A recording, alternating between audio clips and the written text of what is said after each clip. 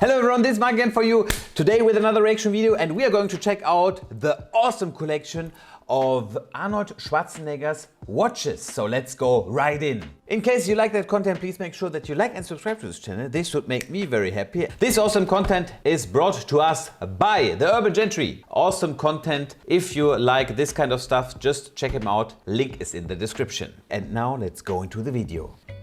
Poetry. Oh my god.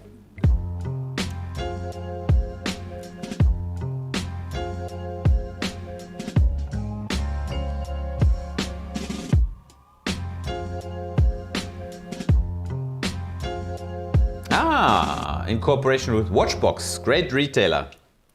The life of Arnold Schwarzenegger is a fascinating one and marked along the way by some amazing watches both on and off screen. Born in Austria in 1947, Arnold moved to the United States at the age of 21 to pursue his dream of bodybuilding. This dream became reality in 1970 when he won his first Mr. Olympia title, one of 7 titles over the subsequent decade. From bodybuilding, acting followed when Schwarzenegger got his first big break playing Hercules in the blockbuster Hercules in New York. His commanding physical stature made him perfect for starring this picture almost everyone knows, Conan. in other big hits such as Conan the Barbarian, Commando, The Running Man, Total Recall, and many others. Total Recall, but perhaps he will forever be best known for his leading role in the Terminator franchise. Terminator. With his massive success, the larger-than-life star would move into politics in 2003, when Arnold successfully ran for American public office and was elected as governor for California, a post he held for over 7 years. Throughout this time, Arnold has become something of a wristwatch icon. Man, what a watch. Bell & Ross, the tank watch. It's a huge, gigantic watch. I don't know, maybe even over 60 millimeter in diameter. Collaborating with many brands and even influencing global trends. This culminated in 2015 when he released his own brand of affordable Swiss-made pieces. I didn't know that. These extravagant and gargantuan 45mm to 58mm. Not to 58 millimeter. Oh, okay. I never saw this kind of watch. Okay, interesting. Watches were inspired by many of his iconic roles. Not so my Over the years, type. Arnold has worn everything from dressy Frank Mullers. What do we see here? This one is a Panerai. Panerai watch, interesting to see here to the right. This watch is probably 33 millimeter in diameter. A little bit smaller. And this one maybe Hamilton, I don't know this brand, but interesting. Very classic look, yeah. Back in the day, a lot of gentlemen liked to wear this kind of size. To oversized Invictus and everything in between. But today I'm going to focus on the 6 brands he's worn the most over his illustrious career. A fantastic watch from Japan that always says, I can. I wore one to be the predator, and again when I met my creditor. Strap one on and be a man. Before his penchants for big, bold, boisterous. Seiko, okay, interesting. I always want to get in touch with Seiko. I don't know a lot about the watches. Let's see. His watches started, there was of course Seiko. We cannot discuss Arnold without talking about the watch that has become so synonymous with him, it is even referred to as the Arnie in watch circles. Okay. The Seiko H558 Diver. H558 Diver. Let's check this one out. Diver. This one, 360 euro. Yeah, doesn't look that bad. A little bit tough kind of look. Okay, yeah. Looks good. There once was a man called John, whose daughter was suddenly gone. He used his Casio to tell time, and Bennett's plot to undermine, and that's how the day was won. Casio is often Okay, Casio. Which Casio you can wear? Is it just a regular Casio? This kind of silver steel or what? a brand that gets overlooked when talking about Arnold. But from my research, it appears he has worn several watches from the brand over the years and is probably the most frequently worn in movies from his personal collection. The Casio most notable, due to its horological G-Shock. Yeah, it was also my first watch. Interesting. Okay, G-Shock. significance was also featured in The Running Man. Of course. Aside from the Seiko, of course, nice look. You can clearly Even see today. him wearing the historically important G-Shock DW5500C-1. This was first released in Yeah, nice look, huh? Kind of industrial. Also, if you think of this time in the 80s, nice look. 1985 and is considered revolutionary at the time. We have to remember this was very much the early days of G-Shock, and their legendary toughness that would go on to change the world was still proving itself internationally.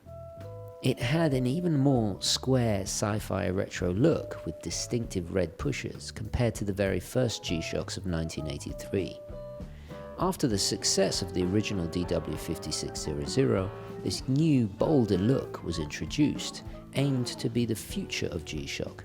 Yeah, for example, this was the model I had when I was 9, but my color was blue, and a classmate had this, I'm pretty sure this model with the world time, and I always want to have his model because, you know, he had more kind of complications, and yeah, I remember that time. Then a few years later, in 1993's self-aware spoof action comedy... Yeah, who remembers this movie? I mean, in 1993 I was just 5 years old, but of course I saw the movie. I was given a watch by Sly, an Italian called Panerai. I wore it in a razor, shooting a big laser, and making the baddies go bye-bye. As the 2000s got closer and the larger watch trend wow, this is a huge watch. boomed, the watch world finally caught up with Arnold, and he turned to Panerai in a big way. The largest of which was a 60mm diameter Radiomir Ediziano PAM 341. What? 341? Just to give you an idea, okay? This is a regular wrist, and the watch, the head of the watch is the same size like the fist of the person. Look, it just appears regular, like a regular wristwatch. This is not how it is. If anyone else would wear this watch, it would look like a joke. It's a table clock. In my recent Panerai video, we discussed how fellow Hollywood action star Stallone had helped raise awareness of this formerly Florentine. Yeah, he said it in a nice way. Sly showed him the brand, and in the last video of the Philips auction house, also Sylvester Stallone was talking about this, that he was the first who spotted the brand, and then Arnold also took this from him. Turned Swiss acclaimed dive watch brand.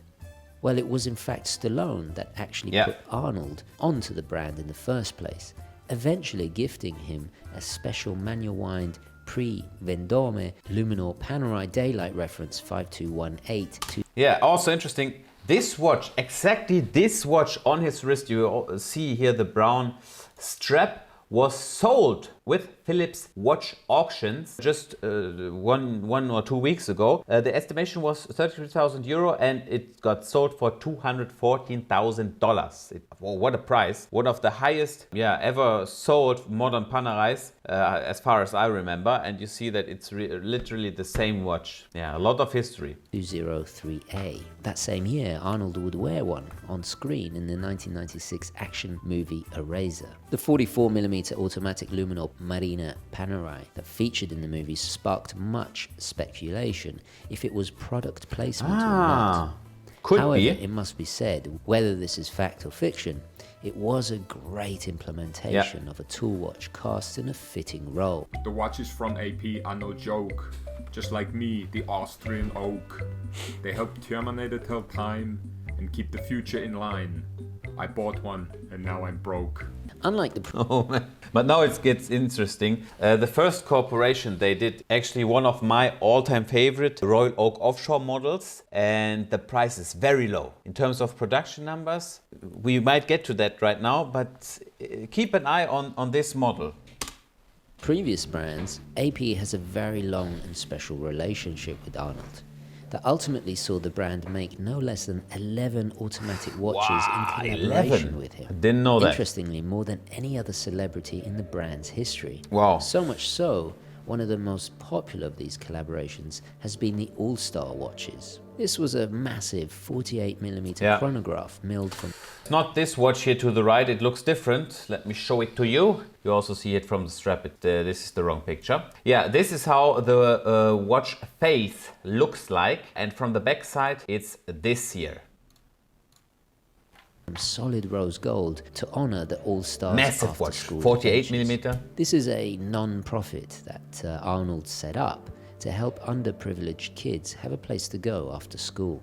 Like Seiko defined his 80s movies, Casio for the 90s, it would be AP, featuring more than any other brand in his movies of the 2000s. Yeah. Once again, he went big, and the natural choice was the audacious Royal Oak Here we have Offshore.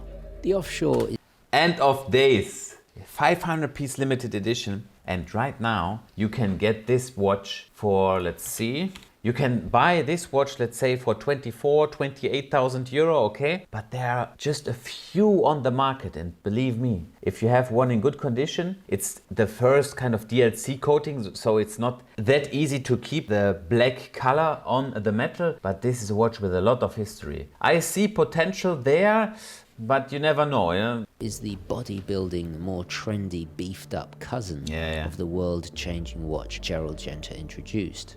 The first movie to feature an AP was the 1999 supernatural thriller End of Days. Arnold himself actually requested an all-black PVD look with yellow dial details, and so AP naturally obliged with a 500-piece limited edition. Next was a very brief appearance in the 2002 action drama Collateral Damage. But it was not until 2003 that the Royal Oak Offshore featured the most heavily in Arnold's third portrayal of his most celebrated role in Terminator 3. In the past, I have criticized this film for its uncomfortable fourth wall breaking shots of the offshore. Audemars Piguet capitalized on this. Aggressive watch, also novelty. It was the first time Audemars Piguet does something like this here with the with this kind of protection for the pushers. By releasing a limited edition T3 specially for the film. But in hindsight, as you know, I adore AP, and so all is forgiven. From this watch they did 1,500 piece, and I think you get also the movie with this watch. I remember somehow, I think it was like this. Because this watch became a favorite of Schwarzenegger outside of the silver screen, and that genuine appreciation makes it cool in my book. Many more watches with AP followed, too many to mention, including some highly complicated perpetual calendars. Jules Audemars, okay. It's a little bit kind of difficult watch. No one wants the Jules Audemars, even though it's like probably a good watch, but no one wants it. That didn't do so well, and even a watch to commemorate his governorship. But it all culminated in 2011 with the release of the Royal Oak Arnold Schwarzenegger Legacy Chronograph Edition. Nice watch. I think gold pushers with the ceramic case. Good looking watch. Too big, but good looking watch. This was a thank you of sorts from AP, manifested in a 48mm pink gold black ceramic piece that became an instant collector's item, with only 1,500 being manufactured. 1,500 is a lot. Manufactured and sold worldwide. A history we all regret. But a watch that's hard to forget. Built tough as a tank, with lots of money in the bank. Money in the bank. Okay, U-Boat, it's a brand from Firenze. Okay. Buy one at Watchbox's internet.